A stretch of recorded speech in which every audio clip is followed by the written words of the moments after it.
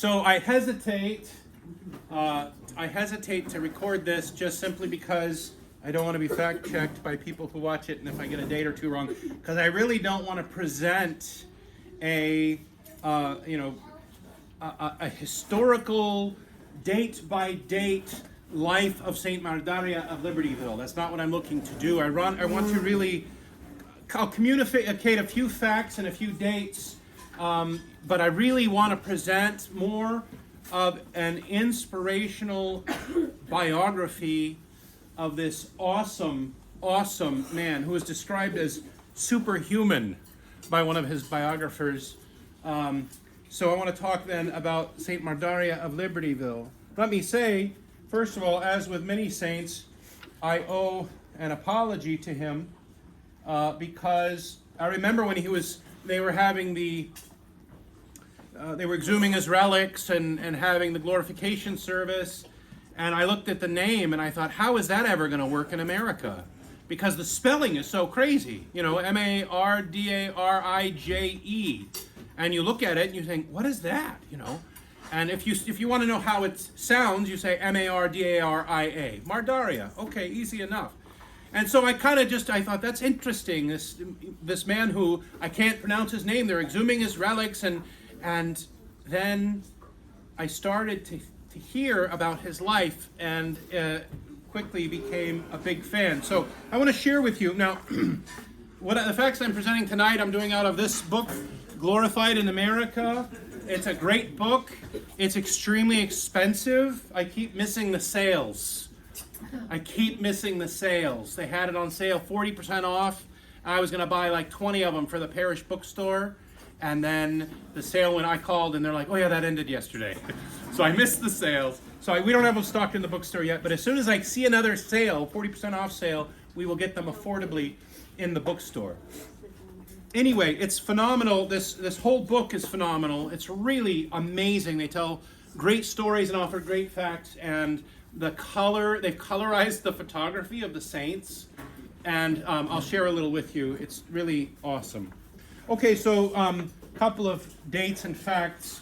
Saint Mardarije was born on November 22nd, 1889 in Montenegro. He came from a family of heroes. They would say he came from good stock. People in his family were leaders, and his grandfather, I believe, was a war hero. So he was a very strong young man. Now, if you know any Serbians, I don't know, are there any Serbs in here? No. If you know any Serbians, now if you're Serbian, turn this off because I don't want you to hear all this stuff. But I'm going to tell you, if you know any Serbians, the Serbs, there's something about them, like they're always ready for battle. They just, like the Serbian people, you meet the Serbian people and they just look like they're ready for battle. And that's what, I'll show you some pictures of Saint Mardarije in a few minutes, and you'll see what I mean, that look. And of course there were historical reasons for that. The Serbian people tend to really stick together very tight. We have people in Bloomington who will drive 70 minutes to go to church with their Serbian brothers and sisters in Indianapolis. And I don't shame anybody for that. They stick together like a group. It's not that they don't like us. They're like Scandinavians and Arabs and, Russia. It's not that. It's that they are a cohesive group, even in America, and it's pretty awesome to see. So Saint Mardarije then, he grew up in this little teeny village in Montenegro, and one would think that he probably had to work very hard. Anytime you live in village life, it's not like you run down the street to McDonald's for lunch. You have to work for everything you have when you're living in village life, and so he was a very, very devout boy. And it's interesting because it says when he was just 11 years old, he asked the Metropolitan of Montenegro, Theophan, to tonsure him a monk. At 11 years old. And the Metropolitan thought he was joking. So he didn't do it. He didn't tonsure him a monk. It wasn't until 5 years later, at the age of 16, the ripe old age of 16, that he was tonsured a monk. He became a priest, if I recall correctly, at the age of 19. Okay? He was such a devout, ascetical spiritual giant. I'm not going to read it to you because it's so long. I might have read it on his feast last year, but there is a homily that he gave at St. Olga's orphanage when he was 19 years old. And the intelligence and the power of his preaching, the spiritual depth of this late teenager was just absolutely astounding. And this was the kind of person that he was. When people got to know him, even just for hours or days, he made an impact on them that they would never forget. So as a young priest, then, how did St. Mardarije fill his time? Well, he filled his time in pastoral work, taking care of those who were entrusted to him, visiting and preaching at orphanages, visiting prisons in 3 different countries. He would go from prison to prison and go and preach at the prisons and listen to the prisoners, hear confessions. And this was a full-time thing, but he had such a heart for the poor that everywhere he went, they would flock to him, and he would do whatever he could to help take care of them. So you hear this and you think, that's spectacular. It sounds a little bit like St. John of Kronstadt, but we think of this young man who everybody who saw him as a giant, spiritual giant. I want to read something to you, just in brief. He went to school in Russia to further his education in Russia. And he came under the obedience of the Russian Orthodox Church, and they sent him to America to try to organize the Serbs. Okay, he was a priest at the time. He was a hieromonk. He was not yet a bishop.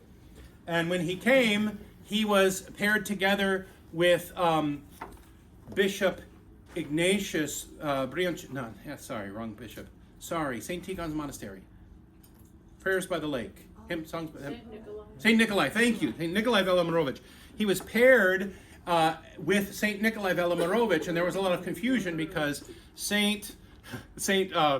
Mardarije had such a powerful presence that when St. Nikolai and St. Mardarije would appear, the Serbians thought they had 2 bishops in America, and they were very excited about this. Well, back in Ohrid, the people began to call for St.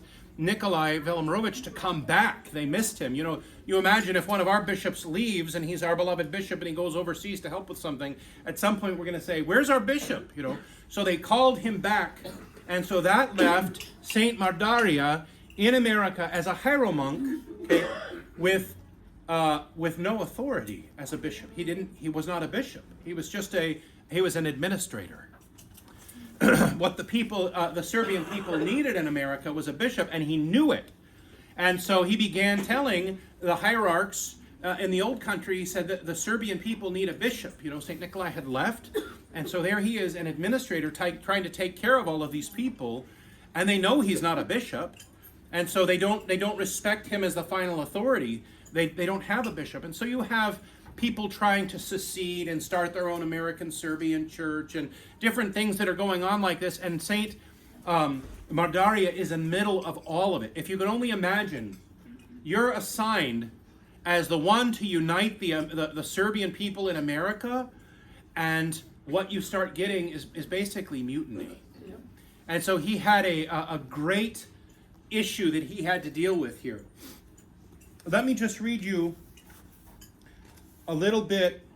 As he was getting ready to leave Russia to come to America, one of his friends in Russia asked him, what are your plans for the future? And St. Mardarije replied, sowing Christian love, spreading peace, quieting the passions, preaching the good, and turning people into brothers. Those were his plans coming to America. I want to just read to you something that was written about him by a Serbian ambassador to America. He said, he was a man ready to be an example through the renouncing of everything, and first of all, the renouncing of his very self. He was a monk without hypocrisy, without one grain of envy or hatred, without any vanity. Understanding and forgiveness were not a problem for him because he was goodness without passion, physically beautiful, lively in his motion, unreal like a dream. It sounds like a character steps out of some kind of a movie where you think, that sounds like an ideal man, and there he is. And I'm going to show you this picture. This is him as a young man, and when he came to America, and you can see it actually reminds you a little bit of St. John of Kronstadt, his pose, the same sort of period. Finally, after all of his, first I'll say that the Russians decided that they wanted to ordain him a bishop when he was about 29 or 30 years old, and because they knew that he was the man for the job, and they also knew that that the people would respect him. But his fear was that if he were to be ordained bishop by the Russians to serve the Serbians, that it would not be satisfactory to the Serbian people he was trying to take care of. So he went back to Montenegro and continued to serve there.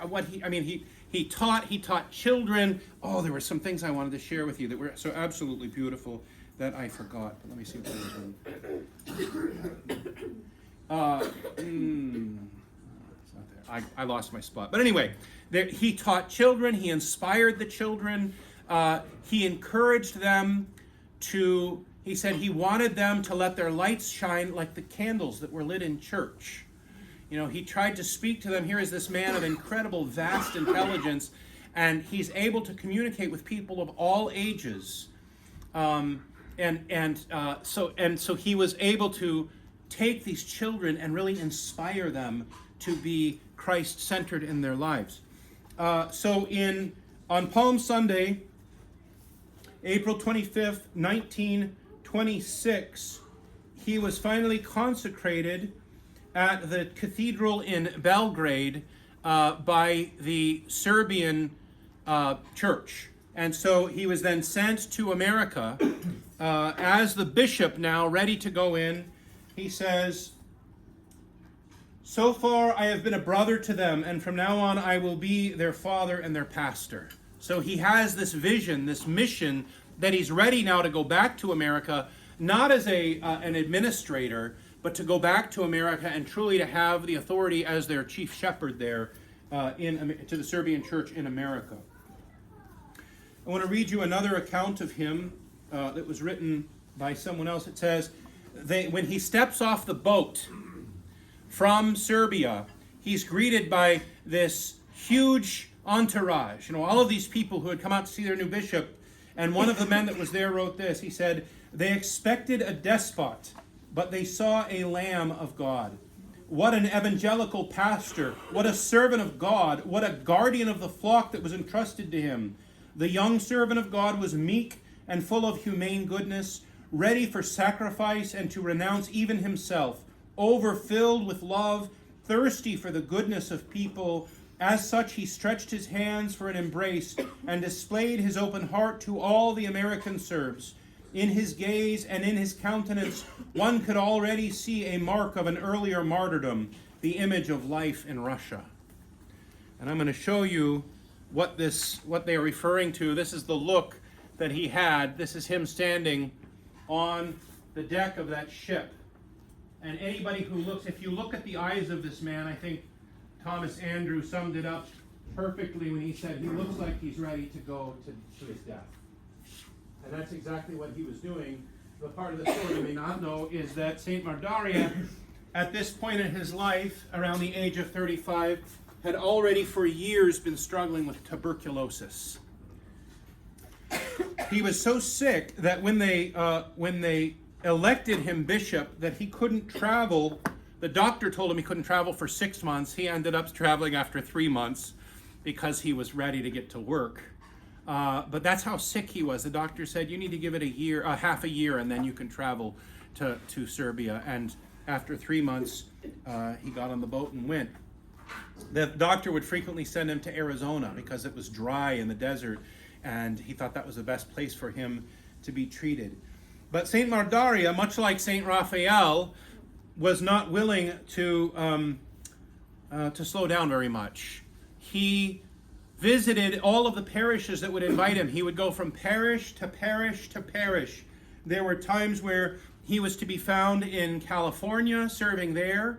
Imagine, now you get a flight from Chicago to California, Los Angeles. Not really a big deal. But when you're traveling, 100 years ago, it was a big deal. And when you're dying of tuberculosis traveling 100 years ago, it was a really big deal. One of the things that St. Mardarije and St. Nikolai Velimirovich had done was that St. Nikolai had told him, you need to establish a monastery in America.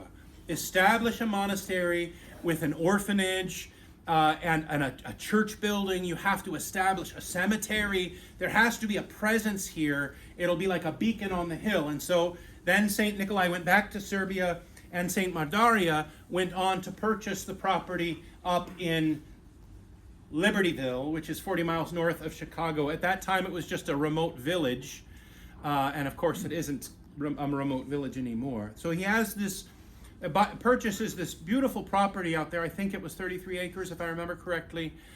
And he begins immediately taking on the task, obedient to St. Nikolai, to say, what do I have to do to get this thing built?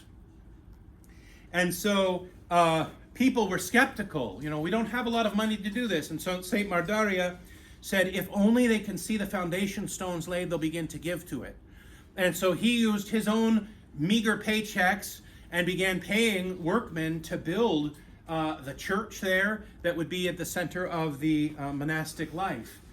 And in the morning, it says, before dawn, he would awaken. He would meet the workers when they arrived, and he would help them set up the scaffolding so that they could continue to make the walls higher and higher and higher. And then, of course, the famous story of the bishop and his bicycle, when he would put a cart behind his bicycle and, suffering with tuberculosis, would ride to the brickyard and pick up a load of bricks and ride the load of bricks back to the monastery property so that the workers didn't have to pause to go do it themselves. They could just continue working and working and working. He works tirelessly to do this. St. Mardarije served as bishop for approximately 10 years and very simply did not give himself much of a rest or a break. He knew his time was limited, and he wanted to accomplish this mission that had been entrusted to him, to unite the Serbian Orthodox in America. And truly, that's what he did. He poured himself out for their sake. It's, again, so much like St. Raphael of Brooklyn, who saw it as his task to unite the Arab Christians in America, and poured himself out and died at a young age. How old was St. Raphael? 56 or something? Something. Yeah. Not 60. No. St. Mardarije, he foresaw his death coming, and he wrote a letter to his flock, and the last word of the letter is just striking, because it was the last word of the letter, he says, goodbye. And then he falls asleep in the Lord at the ripe old age of 46.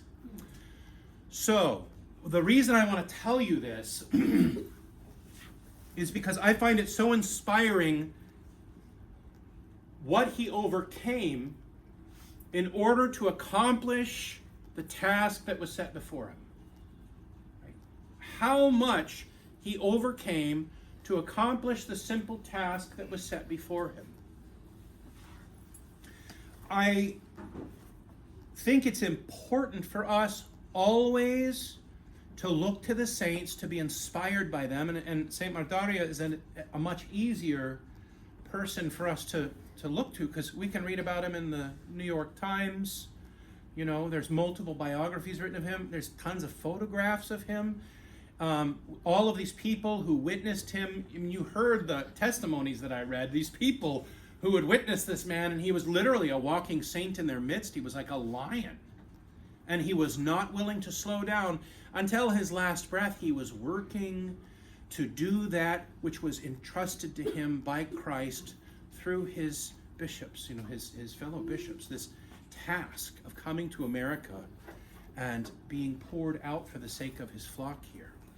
So I look at that. I find it inspiring for me. I hope you find it inspiring for you, because we all have our choices to make in life, and some of us are younger and some of us are older. The younger of us, we might hear that he wanted to be tonsured and monastic at the age of 11, and slightly older, we might think that he actually did. He was tonsured a monk at the age of 16. And far outside of the expectation, he was ordained to the holy priesthood as a late teenager. And he wasn't just a priest. I mean, he was a priest who ministered to the poor, to the orphans, to the widows, to the shut-ins, to the imprisoned. I mean, he literally, and he was a dynamic and phenomenal preacher and teacher. So we see him accomplishing all of this just in the first 20-something years of life. And we might think when he receives the diagnosis of tuberculosis, he says, well, I had an active young priesthood, now I better retire.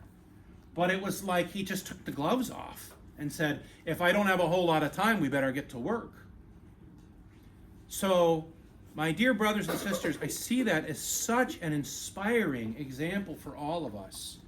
And I hope and pray that through the prayers of St. Mardarije, who was just a little north of us, I'm sure he was in our area, he was all over the place, that through the prayers of this lion of Christ, this saint of God, that we will not settle for just an ordinary life, but that we will not rest until we've accomplished what it is that we are being called to. And all of us are called to sainthood, to be saints. So I ask St. Mardarije to pray for us that we may realize our calling as saints. Not 3 of us are called to be saints. Remember when St. Paul would write his epistles? To the saints in Ephesus, to the saints in Corinth. You think he was writing to 3 people out of the parish? He was addressing it to every single one of them. And when we hear it on Sunday, he's addressing it to every single one of us. We are called to be saints. We are set apart for Christ. So whatever it is that we are called to do within our lives, my prayer is that we will not stop until we accomplish it, like St. Mardarije. All right. Thank God. That's all I have. Does anybody have any questions?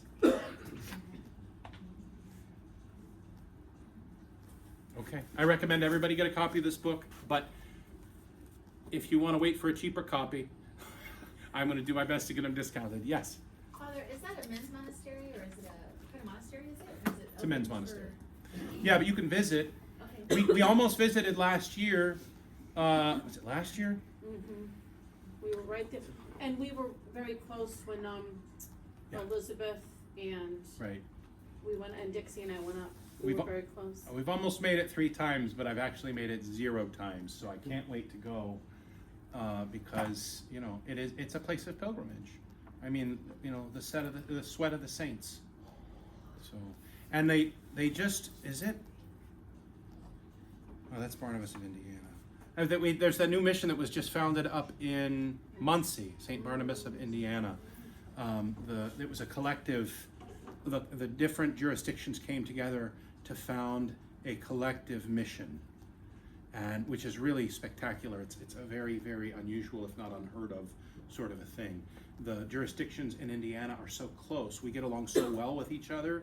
There's not like this kind of a jealousy. No, I'm going to get there first and start this sort of thing.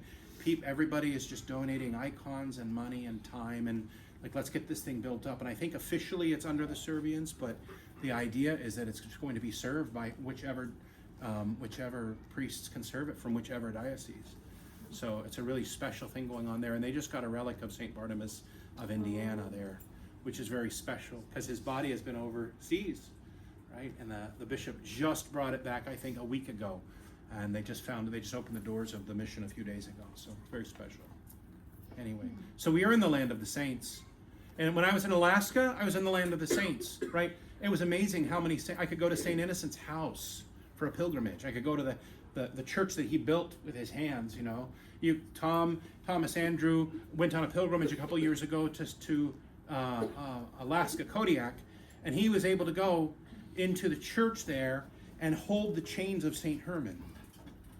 They weren't behind plexiglass. Like that's the land of the saints, Alaska. we're in the Midwest. We're living in the land of the saints. We're surrounded by them. St. John of Chicago, St. Barnabas of Indiana, St. Mardarije of Libertyville, like they're all around us. So, anyway, good question. That was a tangent. Yes? I just wanted to share that I know a woman, I've known her for quite a few years, and she told me that her family went to St. Sava's, right? Mm-hmm. The St. Sava's Monastery in Libertyville, and she was having some tremendous problems in her family, and she prayed to Saint Mardarije, kind of in a fairly desperate state, and she reached out to me to tell me to let anybody know if you are struggling, or if you know somebody who is struggling with family relationships, and it was her marriage that she was most concerned for. She says by his prayers, the Titanic was averted. She was flabbergasted, and she says to me, I wonder if he's going to be an intercessor for marriage, because that was her specific plea. She was very concerned, and had tried so many other things on her own, and she said that he was an absolutely just a miraculous helper and an immediate helper for her family. So I felt like I should probably share that. And also, when you were describing the pan-Orthodox nature of the founding of the parish to St. Barnabas, I think I've not considered how unusual our position in Indiana is, actually, with that sort of ethos among the Orthodox. When we arrived, sorry, I went back to half of everybody. When we arrived, Father Peter was like the baby priest in the area. He was by far the youngest. And there was an established and a very regularly meeting pan-Orthodox, not deanery. Clergy gathering. Yeah. Like clergy gatherings, but it was everybody from everywhere who could ever attend. And the fraternal nature of these gatherings is it's so special, it's so healthy, it's so positive. Not to mention extremely practical. If you have a beloved parishioner who's traveling or who's in need or who's, has a whatever, and they're not close to home, and you can reach out and you have not just knowledge of clergy in the area, but, really established trusted relationships with clergy in the area, it's a tremendous blessing. The only other sort of initiative that I'm aware of that's been long-standing and is very pan-Orthodox is not a parish. It was the establishing of a nursing home in Worcester, Massachusetts area. And that's been around for probably 30 years, maybe a little bit longer. And what was so unique and what everybody got so excited about at the time was that Orthodox from all of the area jurisdictions funded it and supported it with their clergy and everything else. But we're in the middle of the United States. I mean, not exactly, but for the most part. And this is the conciliar nature of how the church is supposed to operate. And I've not, until you mentioned that, Father Peter, I had not really considered how unique a position we enjoy as Orthodox people in this area. I can call just about any priest within a 5-hour radius, and I know that our priest has a friendship with him, and that's very comforting. It's comforting when you're thinking about options for your kids. It's comforting when you're thinking about options for yourself, when you're thinking about travel and opportunities to network and meet other Orthodox people. So I just wanted to say that it's extremely special that so many and everybody who's finding out about Saint Mardarije, Serb or not, is just so grateful and excited about him. So I see this as a very natural kind of a organic dissolving of what is unimportant about ethnic specificity within the Orthodox Church and celebrating everything that's beautiful about maintaining ethnic tradition within your own family and certainly within your own parish, you know, in community and jurisdiction. So I think sounds like Saint Mardarije is going to be a tremendous uniter. You know, like Saint Raphael, and that's what he essentially described as his goal or his aim, I guess. Right. And one thing, just stemming off of that, one thing I wanted to say, in his farewell letter to his flock, he said, "Be assured that I will continue to pray for you even after my repose." So I have no doubt that he is praying for us. I have no doubt that he's praying for us. That was his firm intention. That's what he said. That's what I'm going to do. And so we are grateful for his intercessions, but you know, all the growth that we see in the church and the unity that we see in Indiana among the Orthodox churches, which is just wonderful, I have no doubt that he's interceding, you know, for us. So may he continue to intercede for all of us, and especially here in this parish. St. Mardarije, praying to God for us.